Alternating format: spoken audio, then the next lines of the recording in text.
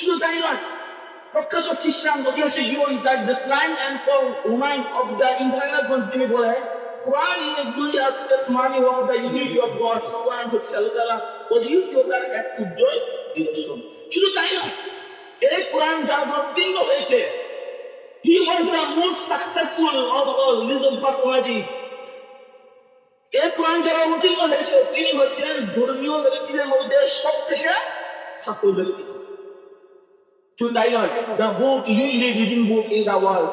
আর এই কোরআন যত ধর্মগ্রন্থ আছে, অনেক ধর্মগ্রন্থের পৃথিবীর মধ্যে যেমন বাইবেল, ত্রিপিটক, দশাটি, বেদ, কুরআন, জমায়েত,